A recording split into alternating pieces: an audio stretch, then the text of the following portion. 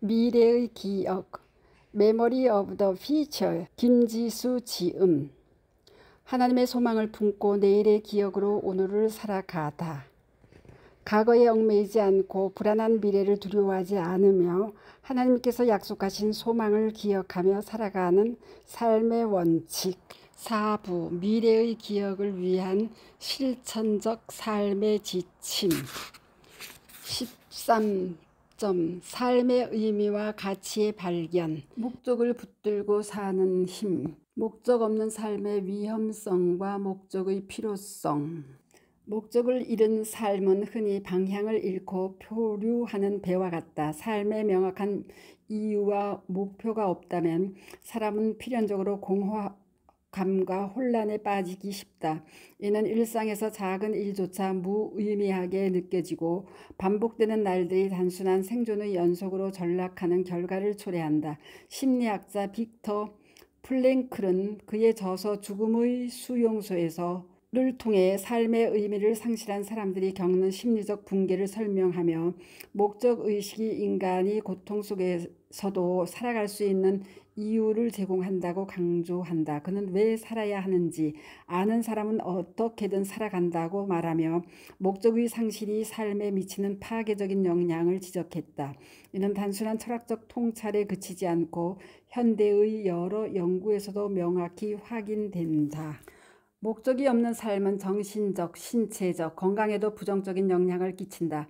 최근의 심리학 연구는 삶의 목적이 낮거나 결여된 사람들이 우울증과 불안에 더 취약하며 스트레스에 대한 회복 탄력성이 떨어진다는 결과를 보여준다.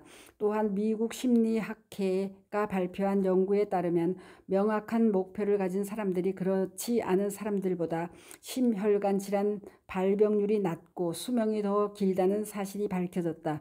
이 연구는 삶의 목적이 단순히 심리적 안정감을 넘어 생리적 건강에도 영향을 미친다는 점을 시사한다. 목적이 있는 삶은 하루하루의 행동에 의미를 부여하며 이를 통해 건강하고 균형 잡힌 삶을 영위하게 한다. 그러나 많은 사람은 바쁜 일상 속에서 목적을 잃어버리거나 자신이 가진 목표가 충분히 중요하지 않다고 느낀다. 이는 결국 삶의 방향성을 상실하게 만든다. 목적이 없는 삶은 작은 실패에도 크게 흔들리고 타인의 평가에 과도하게 의존하게 된다. 방향을 잃은 상태에서는 중요한 결정 앞에서 과감한 선택을 하지 못하거나 반대로 즉흥적으로 움직이다가 후회하는 경우가 잦아진다. 이처럼 명확한 목적의식이 없는 삶은 불확실성과 불안 속에서 끊임없이 흔들릴 수밖에 없다. 목적은 삶의 명확한 방향과 의미를 제공한다. 방향을 설정한다는 것은 단순히 어떤 목표를 정하는 것을 넘어 삶 전체를 이루는 작은 선택과 행동에 일관성을 부여한다는 것을 의미한다. 성경에서도 목적의 중요성을 강조하는 구절이 자주 등장한다. 잠언 29장 18절은 묵시가 없으면 백성이 방자히 행하거니와 라고 말씀하며 비전과 목적이 없는 상태가 얼마나 위험한지를 경고한다. 이는 삶에서 목적을 붙드는 것이 단순히 선택의 문제가 아니라 존재의 핵심과도 관련된 중요한 요소임을 보여준다. 목적은 또한 고난 속에서도 사람을 지탱하는 힘이 된다. 단순히 평안한 삶을 목표로 삼는 것이 아니라 더 큰 비전을 바라보는 사람은 시련을 의미 있는 과정으로 받아들인다. 이 과정에서 생겨나는 내적 동기는 사람을 더욱 성장하게 하고 목표를 향한 발걸음을 지속하도록 만든다. 플랭클의 연구는 나치 강제 수용소라는 극한의 상황에서도 명확한 삶의 이유를 가진 이들이 더 높은 생존율을 보였음을 증명했다. 이는 인간이 목적을 통해 현재의 고통을 초월할 수 있는 강력한 힘을 얻는다는 사실을 잘 보여준다. 따라서 목적을 붙드는 삶은 단지 성공이나 성취를 위한 도구가 아니다. 그것은 삶 전체를 구성하는 본질적인 요소이며 현재를 의미 있게 만들고 미래를 준비하는 발판이 된다. 목적이 없는 삶이 방향을 잃고 방황하게 만든다며 목적을 붙드는 삶은 모든 선택과 행동에 명확성을 제공하며 혼란 속에서도 흔들리지 않도록 돕는다. 이는 단순히 오늘 하루를 살아가는 동기를 제공하는 데 그치지 않고 삶 전체를 하나님이 주신 소명과 연결시키는 열쇠가 된다. 목적을 발견하고 붙드는 것은 단순한 선택이 아니라 생명을 의미 있게 살아가는 핵심적인 자세라고 할 수 있다. 목적과 삶의 방향성, 흔들리지 않는 기준 세우기. 목적은 인생의 나침반과 같다. 사람은 매 순간 선택의 연속 속에서 살아간다. 때로는 그 선택들이 사소해 보이지만 어떤 선택은 인생의 방향을 완전히 바꾸기도 한다. 이러한 갈림길에서 목적은 삶의 방향을 설정해주는 중요한 기준이 된다. 목적이 명확하지 않으면 사람은 감정이나 상황에 쉽게 흔들리게 되고 그로 인해 순간적인 선택에 만족하거나 후회하기 쉬워진다. 반대로 분명한 목적을 가진 사람은 장기적인 관점에서 결정을 내릴 수 있으며 이는 삶의 불확실성 속에서도 확신과 평안을 가져다 준다. 이러한 방향성의 중요성은 성경과 역사 속 인물들의 삶에서도 발견된다. 다니엘은 하나님의 소명을 따라 흔들리지 않는 방향성을 유지한 대표적인 인물이다. 그는 바벨론 포로로 끌려갔지만 하나님께 충실하며 자신의 신앙적 정체성을 잃지 않았다. 왕의 명령에 따라 우상을 섬기라는 압박 속에서도 그는 자신의 목적을 따라 기도를 멈추지 않았고 결국 하나님의 영광을 드러내는 삶을 살았다. 다니엘의 선택은 단순히 개인의 신념을 지키는 것을 넘어 그 시대의 통치자들에게 하나님이 살아계심을 증거하는 계기가 되었다. 이는 목적이 단순히 개인적인 목표를 넘어 하나님의 계획 안에서 세상에 영향을 미치는 힘을 가진다는 사실을 보여준다. 현대에 들어서도 목적이 삶을 어떻게 이끄는지 보여주는 사례는 많다. 헬렌 켈러는 어린 시절 시각과 청각을 잃은 어려움을 겪었지만 스승인 앤 셀리번의 도움과 자신의 강한 의지를 통해 삶의 목적을 발견했다. 그녀는 단순히 자신의 장애를 극복하는 것을 넘어 자신의 경험을 통해 전 세계 장애인들에게 희망과 용기를 주었다. 헬렌 켈러는 자신의 삶을 하나님의 계획 안에서 바라보며 자신의 재능과 기회를 소명으로 연결시켰다. 그녀는 단순히 성공한 인물이 아니라 자신의 삶을 통해 다른 사람들에게 방향성을 제시한 인물로 기억된다. 목적은 큰 결정을 내릴 때만 중요한 것이 아니다. 그것은 매일의 작은 선택에서도 삶의 방향성을 제공한다. 느헤미야는 예루살렘 성벽이 무너졌다는 소식을 듣고 하나님께 기도하며 자신의 목적을 분명히 했다. 그는 자신이 처한 상황에서 할 수 있는 일에 충실하며 하나님께서 주신 비전을 따라 성벽 재건을 이끌었다. 그의 삶은 목적이 단지 마음속에 머무는 것이 아니라 구체적인 행동으로 나타날 때 어떤 결과를 가져올 수 있는지를 보여준다.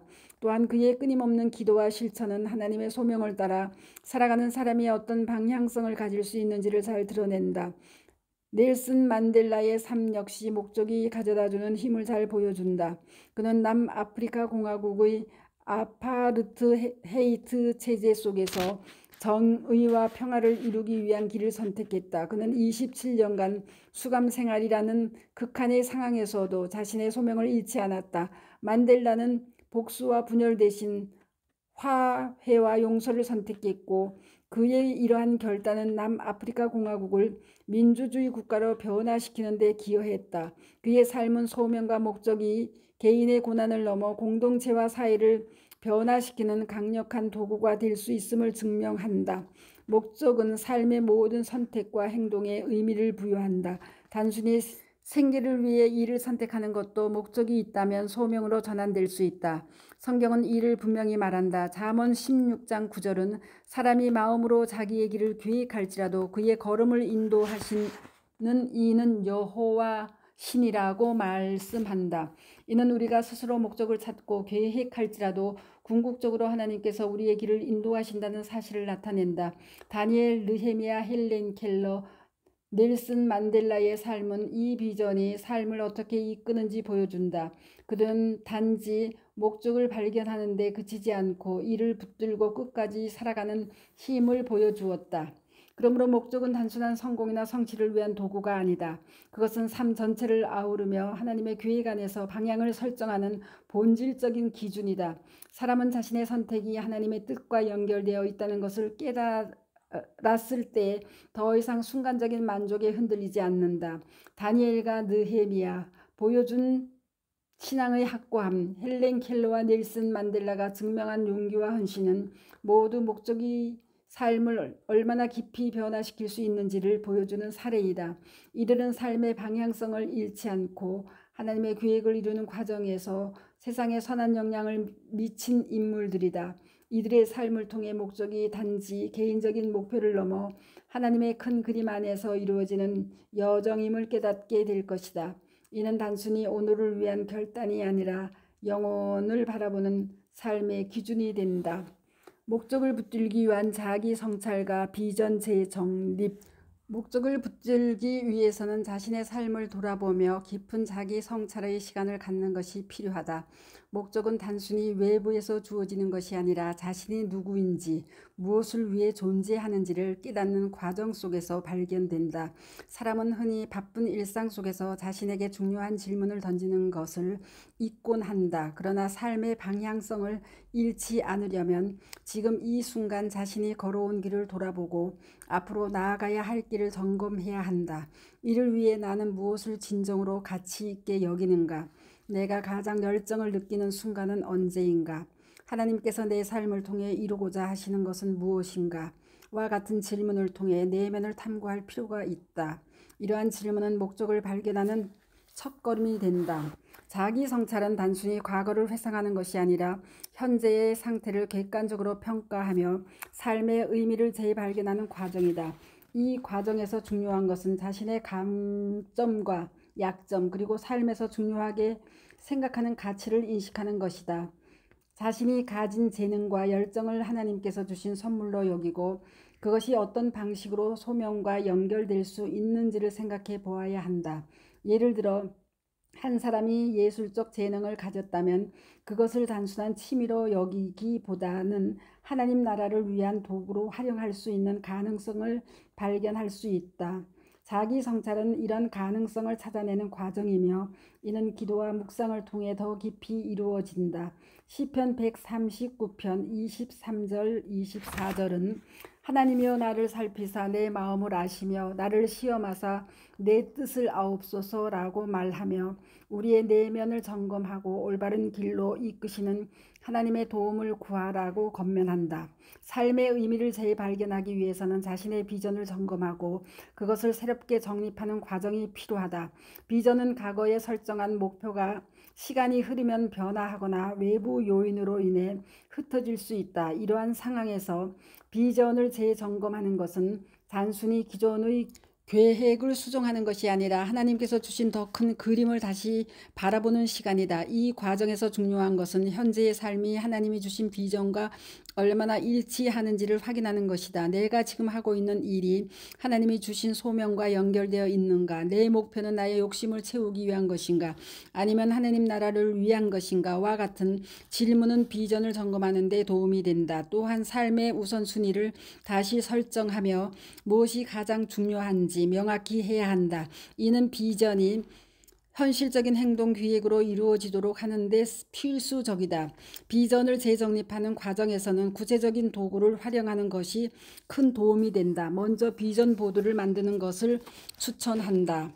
비전 보드는 자신의 비전과 목표를 시각적으로 표현하는 도구로 삶의 방향성을 명확히 하는 데 효과적이다. 잡지나 이미지, 단어를 사용해 자신이 이루고자 하는 목표와 관련된 내용을 눈에 볼 수 있도록 구성하면 좋다. 이를 매일 볼 수 있는 곳에 두면 비전이 일상에서 잊히지 않고 지속적으로 동기를 부여할 수 있다. 또한 목표 리스트를 작성하여 자신이 이루고자 하는 일들을 구체적으로 기록하고 이를 주기적으로 점검하는 습관을 들이는 것도 중요하다. 목표는 장기적인 목표와 단기적인 목표로 나누어 설정하면 더 효과적이다. 예를 들어 장기적인 목표는 5년 안에 내 재능을 활용해 사회적 가치를 창출하는 일에 헌신하기를 설정할 수 있다. 동시에 단기적인 목표로는 매주 특정 시간을 정해 관련 기술을 배우고 실력을 키우기와 같이 실천 가능한 계획을 세울 수 있다. 마지막으로 이러한 과정에서 중요한 것은 지속적인 성찰과 하나님과의 소통이다. 삶의 방향성은 시간이 지남에 따라 변화할 수 있으나 하나님이 주신 소명은 흔들리지 않는다. 따라서 주기적으로 기도와 말씀을 통해 하나님의 음성에 귀를 기울이고 자신의 계획이 하나님이 원하시는 방향과 일치하는지 확인해야 한다.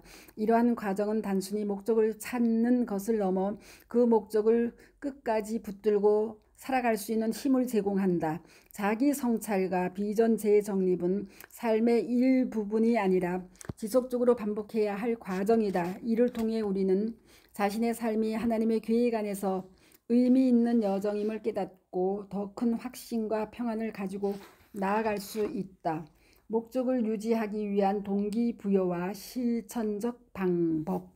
목적을 유지하기 위해서는 내적 동기와 외적 환경의 균형 있는 관리가 필요하다. 사람은 시간이 지남에 따라 의욕이 줄어들거나 외부의 도전과 방해로 인해 자신의 목적에서 멀어질 위험이 있다. 그러나 목적을 잃지 않고 끝까지 붙들려면 내면에서 우러나오는 동기와 주변 환경을 적극적으로 활용하는 노력이 중요하다.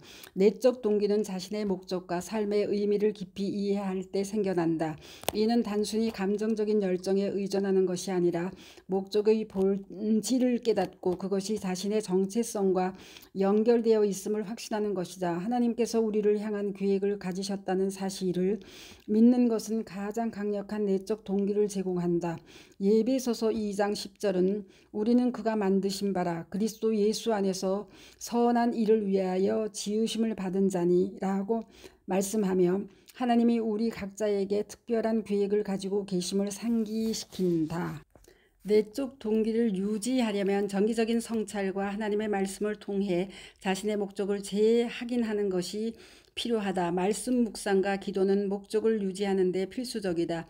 하나님의 뜻 안에서 자신의 비전을 다시 점검하면 초심을 잃지 않고 흔들림 없이 나아갈 수 있다. 또한 작은 성취를 기록하며 감사하는 습관을 들이는 것도 내적 동기를 강화하는 방법이다.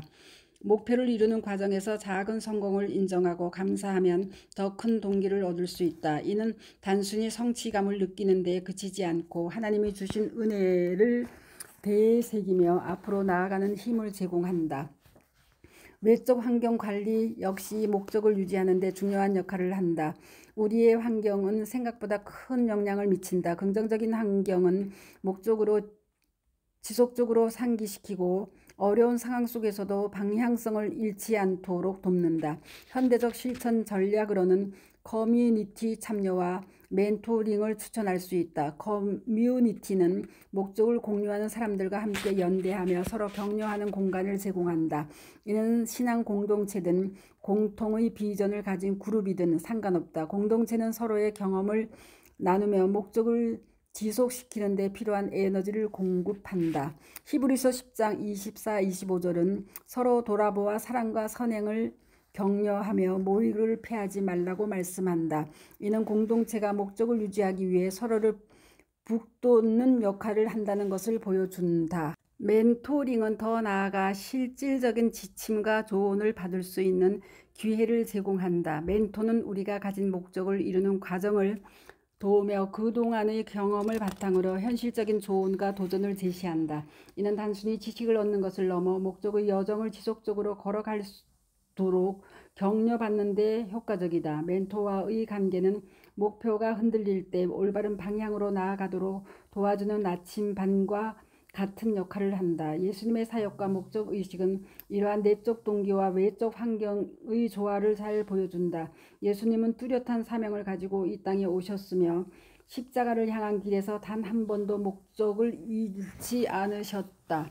요한복음 6장 38절에서 예수님은 내가 하늘에서 내려온 것은 내 뜻을 행하려 함이 아니요 나를 보내신 이의 뜻을 행하려 함이라고 말씀하셨다. 예수님은 늘 하나님의 뜻을 바라보며 내적 동기를 유지하셨고 제자들과의 관계를 통해 외적 환경을 활용하셨다.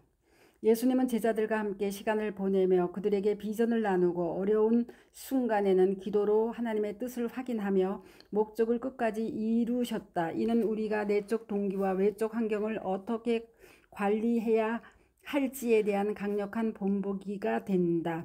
따라서 목적을 유지하기 위해서는 내적 동기를 강화하고 긍정적인 환경을 조성하는 것이 필수적이다. 내면에서 하나님의 소명을 확신하며 이를 외부의 자원과 연계해 지속적으로 발전시켜 나갈 때 우리는 목적을 끝까지 붙들 수 있다. 이 과정은 단지 개인적인 성장에 그치지 않고 주변 사람들과 세상에 선한 영향을 미치는 삶으로 이어질 것이다.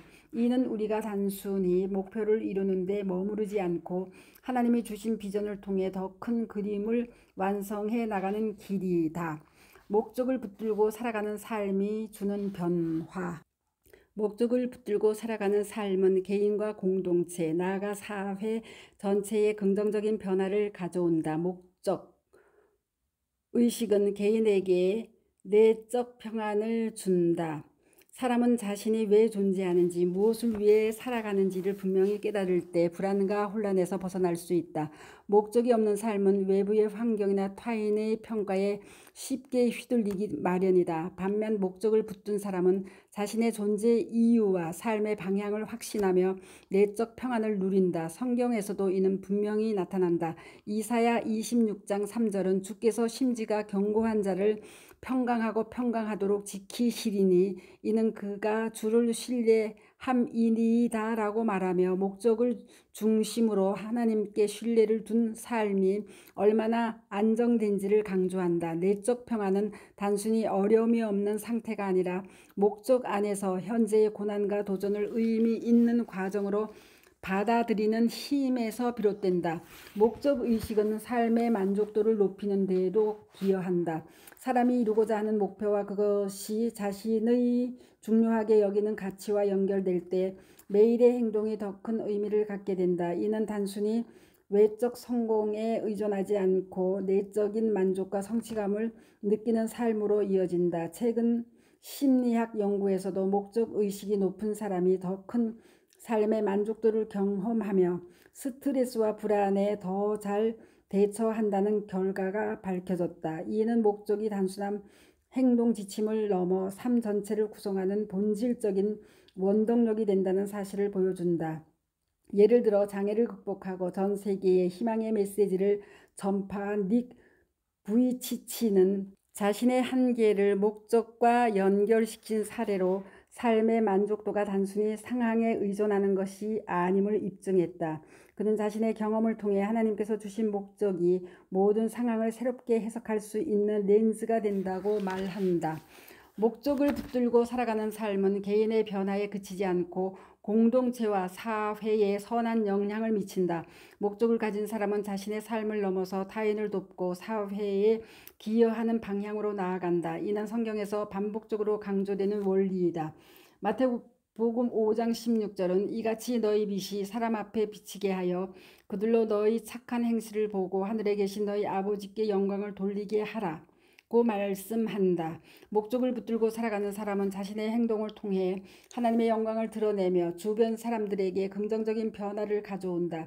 이는 공동체 안에서 희생과 섬김으로 나타난다. 예를 들어 마더 테리사는 자신의 목적을 따라 가난하고 병든 사람들을 돌보는 삶을 살며 전 세계에 사랑과 희망의 메시지를 전했다. 그녀의 삶은 목적을 가진 한 사람이 어떻게 사회를 변화시킬 수 있는지를 잘 보여준다. 이처럼 목적을 붙들고 살아가는 삶은 개인에게 내적인 평안과 만족을 제공하며 주변 사람들과 사회에 긍정적인 변화를 가져온다. 이는 단순히 자기 자신만을 위한 삶이 아니라 하나님의 뜻을 이루고 그분의 영광을 드러내는 삶으로 이어진다. 목적을 중심으로 살아가는 사람은 자신의 삶을 통해 세상에 빛을 비추며 하나님의 큰 그림 속에서 자신이 맡은 역할을 충실히 감당한다. 이러한 삶은 개인과 공동체 모두를 성장시키는 길이며 목적이 가진 힘이 얼마나 강력한지를 보여준다. 14점 일상 속에서 소망을 키우는 연습. 소망의 습관을 길러주는 방법. 소망으로 하루를 여는 법으로 이어집니다. 스토리양입니다. 감사합니다.